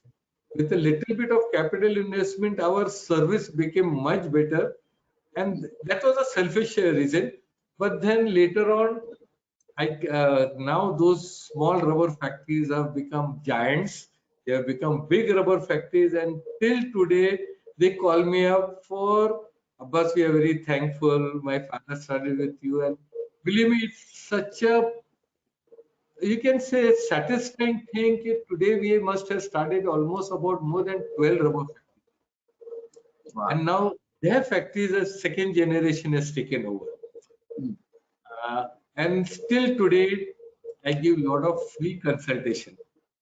This has started right from the beginning, free consultation. Bombay, I'm very well known. Uh, any help, especially small person, I don't charge them money. In fact, I even help my competitors. In Premier Automobile, it so happens that there were many companies which they used to face problems, and they had a policy. All automobile companies had a policy that they have two suppliers. One is a major supplier and one is a minor supplier. One gets 80% of orders, one gets 20% of the orders. So I used to go and help my competitors how to produce material cheaply and better without any rejection. Because what happens if that person's something happens to that company or to that product, the entire load comes on me, and it is a big tension. So I used to help them out. In fact, there is a company called Associated Rubber in Bhavnagar, Eril. They were a fierce competitor in Premier Automobiles. And there was some strike in 73. There was a strike in their company. We used to produce rubber products from their mold and supply to company in Premier Automobile in their name. So we used to help them out. And this has been from the beginning. And here in Pune also, I give so much of encouragement to small people. Those who have 5 people, 10 people, I don't ask them for payments. I give them free consult. In fact, so many companies they take me that I am their representative in big companies, because big companies they need a label. They know that Right. they should know that there is a technical support they have and all those systems. Yeah. So they take me as their representative. Like this, I've represented many companies. Now the companies also know. And now I've become so famous in Pune with those big companies. They know if you are buying raw material. I do a lot of rubber compounding. If it comes from IMA, they are quite satisfied. Okay, it will be as per specification only. So my work becomes much easier. So this is It's what. very nice to know that you the way you help establishing these entrepreneurs. At the same time, you also benefit out of it, that partnership with them. In fact, So for any rubber industries, Peram, the molds are the biggest bottleneck. हम लोग कितना भी होशियारी मारेंगे, अगर die maker is not making the mold, we cannot supply material. right. So in this way, we have helped 3 tool rooms in Bombay there, give them the money for machineries, place and everything, and they are now doing extremely well. And till today, when our drawing goes to them, the first thing they make is our drawing, our mold, and believe me, I get it very cheaply done. So my work becomes much better, and it becomes my profit margin increased quite a lot. So it's a win-win, and also it's more about is satisfaction. You're part of their growth. That's much more important than the Yes. margins, and those that is always there. But I think that I think positive energy into them, and grow. Is one entrepreneur is improving. It's a whole. You're helping the many people around the company and their families. I think that's Oh, very yeah, yeah. very. It's a great achievement. It's a great achievement. Yeah. In fact, I now thoroughly believe that what you give to the society comes back manifold. In many Right. ways, it comes back. It comes back. It never goes in a waste. Once you Yeah. help someone, the later it comes, it gets multiplied. It does not get added. It gets multiplied. The later it comes, but it comes back again. I firmly believe in that. Yes. Yes. And well, let's talk about you are an active educator and promoting the rubber technology education in the local colleges and universities. That is a very noble mission. The educating younger generation as a part of the developing curriculum, and also I think the diploma programs also being offered at the local universities and colleges. Can you share information about what is happening that side? Yeah. Now I'm in Pune, and Pune is a very laid-back culture in Pune. Still. I would say there's a Peshwa style is there, but in Pune there are a lot of large automobiles and large heavy industries. Yeah. And there are quite a few large rubber factories also. There are like factories like Swastik Rubber. There's a pioneer, very old company. Auto Steel Yeah. is there. Yeah. Then Rathi Rubber. There are quite a few, but after liberalization and after the economy opening up, there are so many automobiles coming into Pune. As I told you, Pune was becoming the hub of automobiles. And in Pune, rubber industries was the rubber technology was at a very low level. There were few rubber technologists whom we could go for any guidance or anything. Very few of them, and they were not so very easily parting the knowledge because they're all rubber industry as such is very conservative. They feel Yes. other people is like, this is the attitude of our attitude in India. We It's don't same impart everywhere. knowledge. Yeah, we don't give away our secrets or anything. And that is what I saw in Pune. All those other rubber, small rubber factories were mainly offshoots of Swastik Rubber, of Auto Yes. Steel. हाँ, they were all वहाँ काम किया 5 बरस अपना खुद का factory चालू किया. And Pune में demand was very high, and the supply was very little as regarding to rubber industries. So all these small industries they started cropping up. But the level of rubber technology was not to the international level. It was not low. So when I became the chairman of All India Rubber Industries Pune chapter, and when I studied the thing, I said, let's first get all the people together. Uh, Pune people, rubber industries was so much divided, they saw each one as their competitors. In fact, I came across one rubber factory which were next door in Bhosri, and for 5 years they had not talked to each other because both were supplying to the same company and they thought they were competitors and they would not part with the, not even say hello to them. So the first thing what I did when I became the chairman, I got the heads of all these 4, 5 groups in my managing committee. Okay. I made them the managing committee member. And I decided that every meeting will be held in their factory. Now, if you are my competitor and you are my managing committee member, and when the meeting is held at my factory, you will not shoo me away. Though you are my competitor, you have to welcome me. Correct. And in that doing so, we became all friends. And we created such an atmosphere that don't treat each other as competitors, treat them as friends.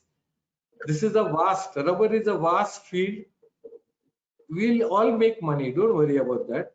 And since the economy is opening up, we have to come together. We have to stay together to remain competitive.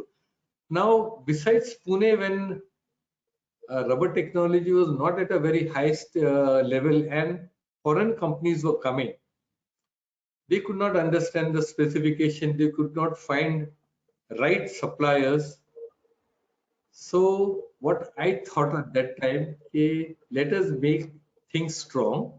So first, what I did was train the factory people, shop floor people. This was very well. People who helped me was Mr. D.T. Keshwani was there, Mr. Marathi was there. The main backbone was Mr. I forget his name. Uh, uh, I forget his name. He was the main person who helped us to formulate things, to get the things. And Indo-Swiss Vocational Training Trust, ISVTT, gave us the seed money. They were the main person who gave us the seed money to start the thing.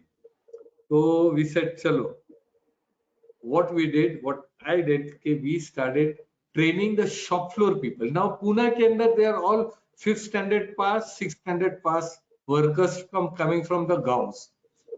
And what they did was the work for many years, they used to do only one work. So what we did, okay, we taught them how to do their work. The person who's doing a mixing mill, We told him how to do it efficiently, better, taught him all the things, and we taught them in Marathi. The best part, we taught them in Marathi in their language because they would not understand English. And then we gave them notes also in English, quite a few notes, go home and study. In this way, we trained every operators, right from the mixing mill kneader, from molding machines, right from dispatching, packing, in every field. We had a very nice motivational speaker also, Kulkarni, his name was, who used to motivate the workers. Okay, you are the boss of that process. Yes. Your owner is not the boss. You are the boss of your process. You should see that you do it properly. And that change in attitude to the worker came. And then he said that trained them in such a way that they took pride in doing the work. And we trained about 468 shop floor people. Not only in Pune, we did it in Nasik also. And those workers they are so grateful to us. They said, "Sab हमको लगा कि we are the least in the ladder. हमारा कोई करेगा नहीं, but you have uplifted us." And our main criteria was that what we teach you, you should go and teach other people in your factory. That was the main thing. I took the promise. हमारे पास से what you are learning from us, go and teach in your factory who has not attended this course. So it so happened that one worker he started teaching other people. कि तू बरोबर नहीं करता है, do it this way, do it that way. Now when the owner and the management sees that this guy is teaching other people, from the worker level he became a supervisor. Okay, you handle this department. So from 2,000, 3,000 rupees per month, they became 5,000 and 10,000 rupees their pay became. And they started rising. When I visit other factories, they proudly come and say, "Sab, मैं manager हूँ आज." So proudly they're telling me, "आज मैं manager बन गया." There are quite a few who has become manager over the period of so many years. So Super. because management also, one guy he literally bowed down and started touching our feet. Touching our feet, I'm not used to it. So we went back. I said, "We are not gods." Telling, "No, sir, you are like our god to us. You changed my entire life, not only my life, my full family life." So this was a very satisfying thing which I did. So now what happens when we got this uh, confidence that we can teach people? So then we said, okay, shop floor khatam ho gaya, and now let's teach middle management and top management, rubber technology. Because the owners, they could only manage money and all those technical wise, they were very poor. So then we started rubber technology college courses. Myself, Prafulla Patel is another person, and Dr. Gadgil. We three of us got together, and then we started this rubber technology course. It was a very difficult course. I mean, it's a very difficult to start in the beginning. There were a lot of criteria, and 3 years, बहुत fighting करना पड़ा. But at last, we started LIRI course and PDGPRI course in Pune. The first batch, that was about 10 years back. We have spent 10 years teaching students. The first year batch which came were mainly uh, middle management, supervisors and technicians and the owners.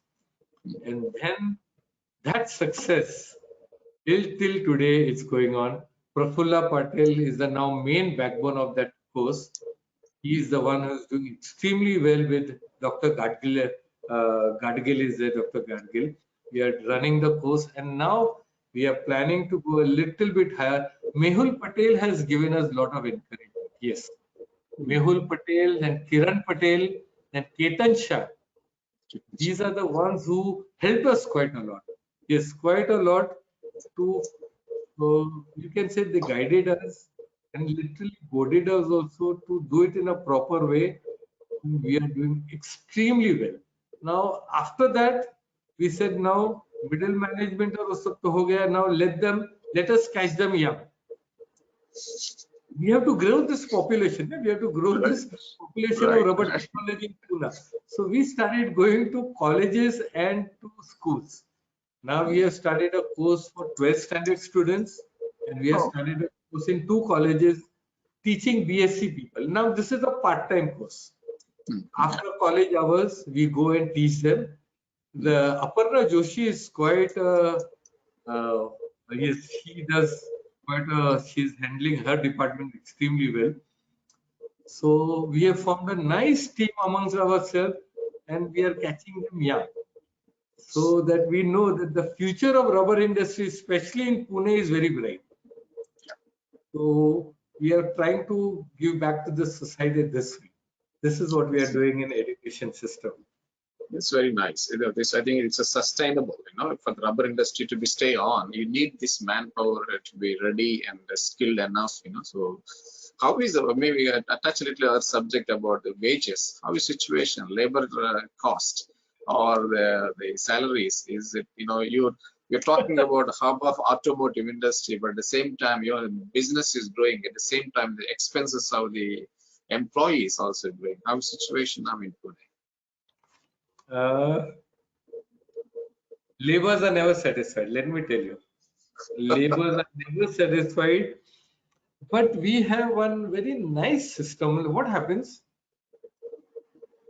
in my factory, especially I've seen in my factory, the moment the person is trained and they go to the other factory and immediately it is employed. Now, from experience, I have seen ईमा rubber का आदमी कहाँ भी उसको मालूम है we got a well trained person ले लेते.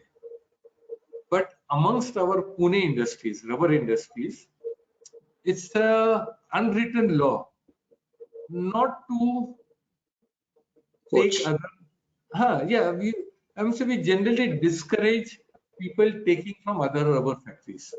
Okay. So now this word has passed among the laborers also कि ये रबर की फैक्ट्री में से निकलेंगे तो दूसरी रबर फैक्ट्री वाले जल्दी नहीं रखेगा. And अभी इतनी फ्रेंडशिप हो गई अगर if he comes to know also, he will ring up that company owner कि भाई तेरा आदमी मेरे पास आया है, why have you removed it? So you can tell him that owner will tell him that मेरे पास से एडवांस बहुत ले लिए ले, उसके लिए वो भाग गया है, या तो वो नुकसान बहुत करता है, वो एब्सेंटिज्म बहुत है. If you want to keep him, these are the points and what is he good at. So there is a very good friendship between the people also. And अभी क्या हो गया, because of this digitalization, there is nothing like secret. मेरा formula इधर से उधर लेके गया, वो दिन गए अभी. I'm saying that was in 80s and 90s, but now with digital, this internet and all, the rubber industries amongst ourselves is quite open. Formulation is no more a thing. So with friendship and all, I think in Pune, this is in Pune, we are very friendly people. Our chairman also has so many, Mr. Kale is there. He has so many programs, and these technical programs, they keep us together. And the atmosphere now in Pune is so friendly, we don't treat anyone as competitors. At least I have not come across any such person. And both light, at least in Pune, I know about Pune, it's a very nice thing. So the wages ka problem is that the prices are going up, the living standards are going up, and Pune now becoming a IT hub. The spending power of the common people have increased. So the person who was satisfied with 15,000 rupees is not satisfied. So, so we have come up with again a formula that if you want to get higher salary, improve yourself, get qualified. So in this rubber technology course, we get so many people from middle management and all. I asked them, why you're joining this course? साहब हमको life में कुछ आगे बढ़ने का है. And आगे बढ़ने का means you want a better pay, a better status, and that will only come in a rubber industry if you upgrade yourself. And believe me, we give a lot of opportunities to upgrade for people to upgrade. Our course, even if you join, you will learn something more. We are sharing our experience. Knowledge तो यहाँ वहाँ से आ जाता है. We share our experience, and we are so committed, especially Prafulla Patel and all. They are so committed. Okay, we want to give back to the society. We want Pune rubber industries to come up. Though it's a little bit selfish on our part, but this is what we have to give back to the society. Okay. Yeah, as you know, it's rubber industry is pretty much family-owned business or not, right? And you have two sons. I believe they're actively involved in running your business. So how is the transition? Are they meeting your expectations? Or you are driving them, or they are driving you? What is it like now? Now, future of IMA rubber industry. We have touched upon a very sore subject. Anyway, the future of IMA rubber industry, especially. This step we had decided amongst our brothers about 10 years back. My elder brother has two sons. They have taken over the business quite well. Extremely, they are running the factory extremely well. Absolutely no problem. And my elder brother also expired a few months back. Anyway, they are handling the factory, and we have divided the fields of operation. They are into automobiles. We don't cross each other in any way, and he is taken care.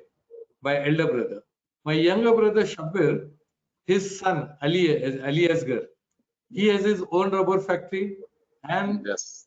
they are doing extremely well. They are all set. I have two sons, that is officially two sons, you can say. My eldest son was into cryogenics. I had developed, now that is the line of the future. So I have developed for him. But he is now recently settled in Canada. He has migrated to Canada, where he is planning to start a business over there. So recently, about 5-6 months, he's gone to Canada. My younger son, I have trained him for 2 years. He goes under me, but our idea clashes a lot. Believe me, it's a generation gap. I'm from the old school, and his thinking is totally different. Believe me. First, it was to accept the idea. It was very difficult to accept the new way of thinking. Their thinking is totally different. I'm telling you, Param, it's very difficult for old school to accept it. But then I started learning to accept the change. So he brought many new ideas. My younger son is quite smart, he's quite clever, and he's very intelligent and very individualistic thinking person. तो क्या हो गया कि first I taught him rubber technology my own way, but he interpreted it in his own way, and he brought systems, quite a few systems, improved system in my factory. Oh. Then he did a lot of changes. My working, I had to accept it. There was no other way, but I had to accept it. Then it became the clashes of the ego. Like my system, it's a very delicate situation, but then he always proved me that if you keep the ego aside, the world is changing so fast, you have to change with times. And now I have accepted that you have to change with times. New ideas, new systems, there's a lot of changes. And my advice is that to the older generation, accept the new generation, accept the ideas. They have the right to make mistakes. Even we made mistakes when we were small. We did make mistakes, but our father did not tell us anything. But here, don't tell him, let him try that out. And say about 90% of the time, their idea works. Believe me, and I see a new way of working with him. My younger son, he has his own company with him. He is into RTVs. He has developed extremely well RTVs. He has done a lot of innovative things in that. He does epoxy molding. He's doing a lot of trading. He does a lot of things. And now he's independent. Now, IMA Rubber in Pune, we are slowly diversifying into polyurethane products. And this pandemic gave me a good opportunity to get connected with a Japanese group. This Japanese group is a group of scientists and engineers who do work for the betterment of the earth, for the environment. And then they come up with products which is, say, which will come next 5 years, next 10 years, next 25 years. They are far ahead of their time. Yeah. What technology is going to come, all rubber products, all polymers, lot of things which is going to come in the future, next 25 years, they are doing it today. So I got myself attached to that. Now in a rubber industries, uh, we are developing with the Japanese group this carbon black and fillers. They fly all around and they make the environment very dirty.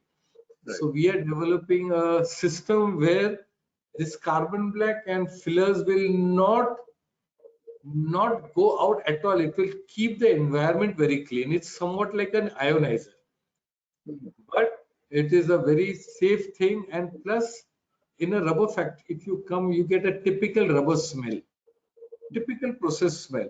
This will kill that smell also. So it will keep the environment clean. It will keep the entire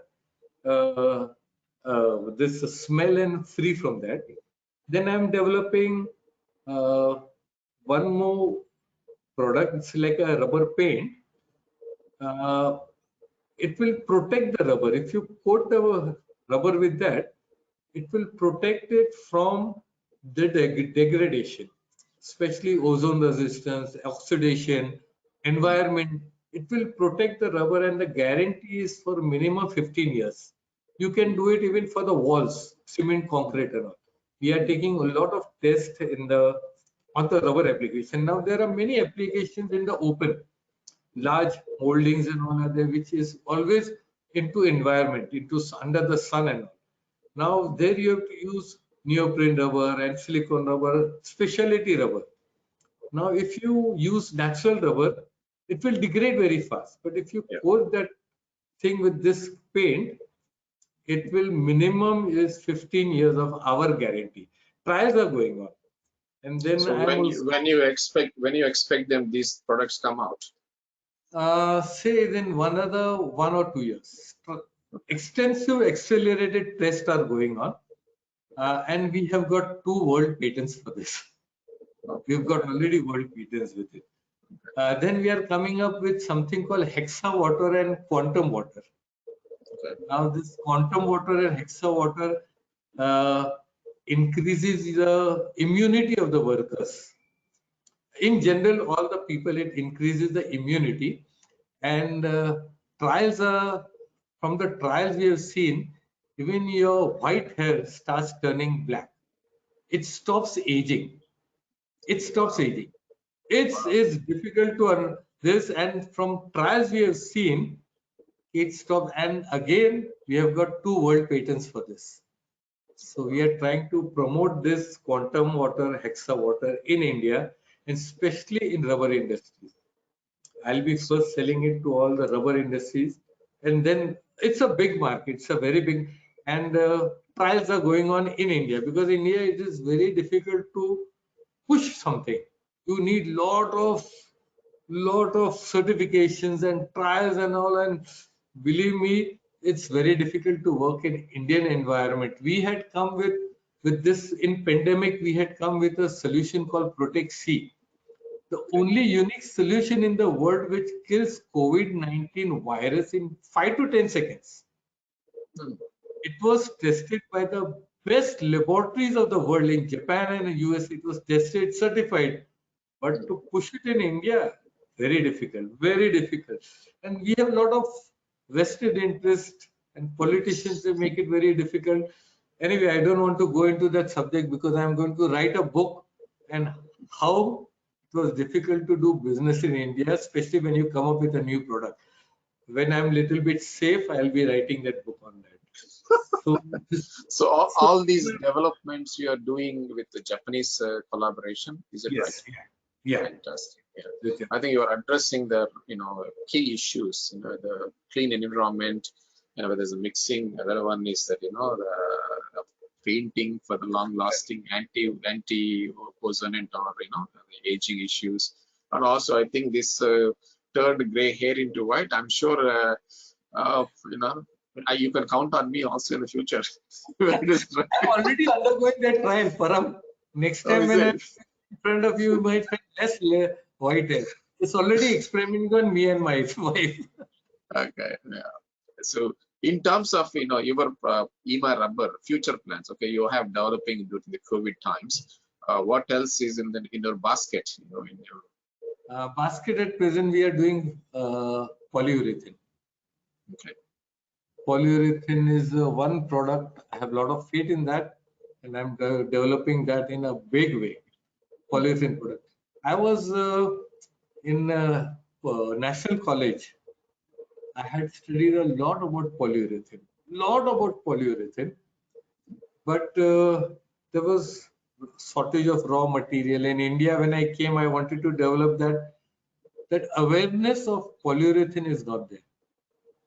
So now I have taken up because I feel polyurethane and silicon are the two polymers which will rule the rubber market in future. They are so versatile, polyurethane especially. It will I would say capture most of the polymers, and I have a lot of faith in poly. I have done a very deep study of polyurethane, but that was a thing which I was not doing. Now I have taken up developing polyurethane products and taking polyurethane seriously because I have got this Japanese backing with me. I have got a lot of backing. So this is one thing, and I have developed quite a few polyurethane products, as you must have seen in my this. Moving forward in that, and silicon products. Silicon as a material, not as a polymer, but as a material, it has a very bright future. Yes. Very, very bright future. Yeah. Yes. Polyurethane is it's really changing the whole polymer industry itself, in terms of applications and. Okay, we're coming almost to the end of our discussion. I wish I had like more time. We can extend this one long and long. I'd like to ask your advice, for the young rubber technologists professionals currently in the rubber industry to excel. When you have so much things going around, with IT, with so much fancy jobs, but working in rubber industry is always a little bit challenging environment. So, what are the advices that you can give it to the younger generation? To the young generation, now looking at the wide spectrum of business opportunities available to the young generation. First, we had very few fields of business, but now the field has increased. It's a wide horizon. And rubber is one of the best business, I feel today, is one of the best business. Uh, Rubber is still a very closed business. Everyone, especially the big companies, the purchase managers, they don't know much about rubber. Now you take compared to plastics and metal, you go to any big company, and you sit down with the purchase manager. That purchase manager knows the cost price of the raw material, and he knows the conversion cost. तुम्हारा plastic का raw material is 100 rupees a kg. Your product cost should be 140, not more than that. So what happens is the profit margin is this. He knows he can work you out. तुम्हारा labor कितना होगा, क्या होगा. He will tell you the cost price of any new drawing. Same thing with metal. And metal के अंदर they know the entire process. Compared to them, rubber is a very closed line. People don't know much about rubber. So there is a very good opportunity to advance in that. Plus, rubber, I feel all the people who have taken rubber as their career and working in rubber, they are one of the cleverest people on earth. Why? Because after after pickpocketing and stealing, rubber industry is the highest profit making industry as on today. I must say that nothing better than stealing and robbing that gives 100% profit. After that, rubber gives you the maximum profit. You look at any rubber factory, there is always a progress. Always that rubber factory will go on progressing because the profit margin is very quite high. He can take risks. So compared to all the business, rubber business is one of the best business. But it becomes the best business provided you are little bit qualified in rubber technology or you have taken experience in a rubber factory. Once you have taken little experience and all, I'm telling you, it is one of the best line.